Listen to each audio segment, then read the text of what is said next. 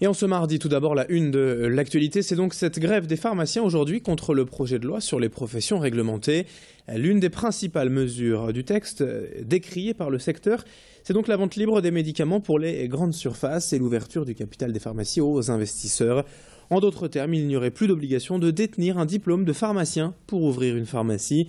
Une loi risquée selon les professionnels qui ne veulent pas voir la santé aux mains des règles financières, car selon eux, cela entraînerait directement l'ouverture de pharmacies dans les grands centres urbains au détriment des officines de quartier ou de village. 98% des pharmacies dans la région devraient être fermées. Aujourd'hui, on écoute le vice-président du Conseil de l'Ordre du Nord-Pas-de-Calais, hier au micro de Macha Grunessen.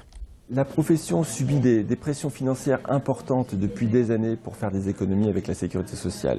Aujourd'hui, une pharmacie ferme tous les 3 jours. La moitié des officines sont dans le rouge au niveau financier. Donc nous avons fait beaucoup d'efforts. Nous avons fait le tiers payant pharmaceutique. Nous avons mis en place la dématérialisation. Nous sommes aujourd'hui en 0 papier avec la sécurité sociale.